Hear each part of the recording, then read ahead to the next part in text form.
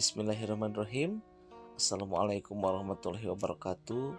Siswa-siswi sadayana tepang deui sareng Bapa tina pangajaran Basa Sunda kelas 8 semester hiji. Oge kukituna mudah-mudahan urang sadayana aya dina kasehatan. Tangtosna sapertos biasa sataacan urang ngawitan diajar, hayu urang ngadoa heula sasarengan. Maoskeun Al-Fatihah dina manehna sewang-sewangan. Al-Fatihah.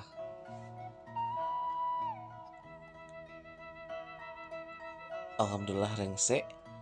Mudah-mudahan tina pembelajaran dinten ayeuna sing kengeng barokah ti Allah Subhanahu wa taala. Amin ya Allah ya rabbal alamin.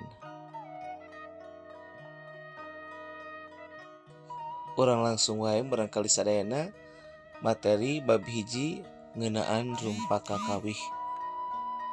Urang guar sasarengan. Namung sataacana sapertos biasa dina pangajaran basa Sunda aya kompetensi dasar anu kedah ku hideuf kapahami. 3.1 mengidentifikasi fungsi sosial, struktur teks, dan unsur kebahasaan dari rumpaka kawih. 4.1 mengomunikasikan rumpaka kawih. Tah nu nembe eta mangrupikeun kompetensi dasar. Ayeuna urang lajeng kana tujuan pembelajaran. Dina pangajaran basa Sunda tangtosna urang ngagadoan tujuan pembelajaran. Sapertos kumaha urang aos ku Bapa. Setelah selesai mempelajari materi pada bagian ini, peserta didik diharapkan dapat mengidentifikasi struktur, teks, unsur kebahasaan rumpaka kawih, serta dapat mengkomunikasikannya. Tah ayeuna mah urang kana materi nyaeta definisi ngeunaan rumpaka sareng kawih. Rumpaka kawih dibagi ku dua unsur, nyaeta rumpaka jeung kawih. Naon atuh ari hartosna rumpaka? Rumpaka patalina jeung sastra atawa puisi. Sedengkeun kawih patalina jeung karawitan atawa seni musik.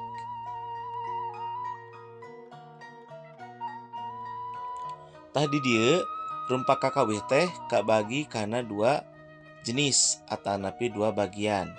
Anu kahijina aya rumpaka kawih buhun, anu kadua rumpaka kawih kiwari. Anu kahiji rumpaka kawih buhun. Nu disebat buhun teh nyaeta jaman kapungkur.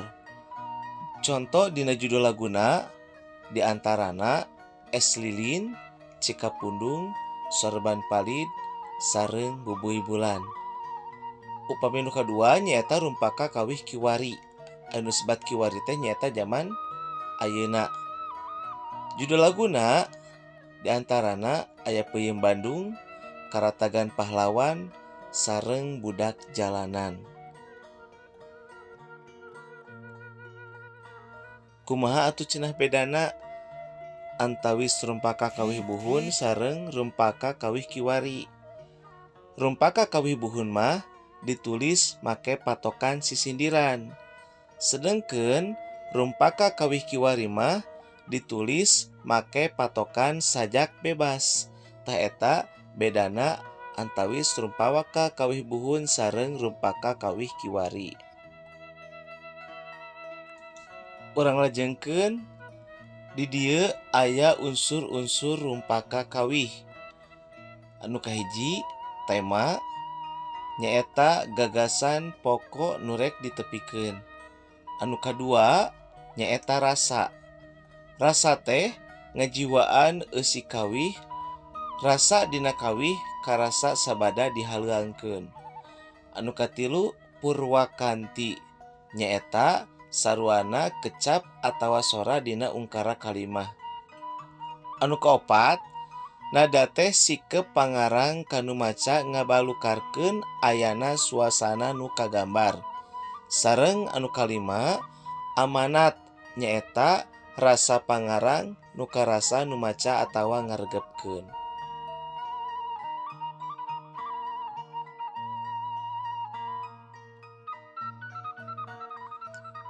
Bedana antara kawih, tembang, sareng kakawihan. Anu kahiji kawih. Kawih mangrupa rakitan basa, mangrupa dangding, anu teu kauger ku patokan pupuh. Anu kaduana aya tembang. Tembang mah kauger ku patokan saperti pada lisan, guru lagu jeung guru bilangan, contona nyaeta pupuh. Anu katilu aya kakawihan. Kakawihan mah dihaleuangkeunna dina kaulinan barudak saperti hompimpah, cingciripit, jeung oray-orayan. Tah eta penginten kanggo kamurangkalih sadayana anu nembe ku Bapa dijelaskeun ngeunaan rumpaka kawih. Tah di dieu aya conto rumpaka kawih anu ku Bapa dihaleuangkeun dina judul laguna Di Langit Bandung Bulan Keur Mayung. Mangga ku hideuk dangukeun, regepkeun, ulah dipercepat rupina mah. Kumargi ieu mangrupikeun conto supados hideuk tiasa.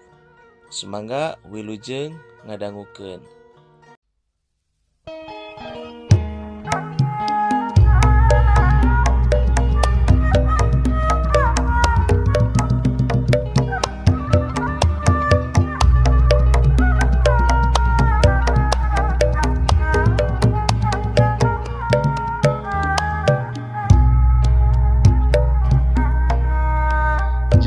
Jangan peuting geus ngalingkup ngarungkupan daya Bandung anu hibar sinar lampu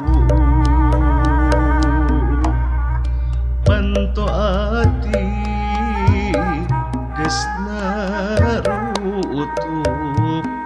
mipindingan kawih asih anu halon tur halimpu geus panggang geuning urang pajauh rek kasaha diri nyungkem nyaluh nu disungsi geuning nu diteangan duyeung teu tembong-tembong geuning kaya iberan di langit Bandung ngempururung bulan keur mayung di lemah Bandung kapidangdung diri ditundung di langit Bandung ngempururung bulan keur mayung di lemah Bandung kapidangdung diri ditundung. Eta panginten contona. Tah ayeuna pancen ti Bapa tulis eusi rumpaka lagu anu nembe ku hideuk didangukeun. Mangga tiasa diserat, sabadana diserat, tiasa dipotokeun, kintun ngalangkungan Google Form sapertos biasa, kin ku Bapa dipasihan. Linkna sumangga wilujeng ngerjakeun. Hatur nuhun, sakitu anu ku Bapa tiasa didugikeun, mudah-mudahan naon anu didugikeun ku Bapa hidup tiasa faham.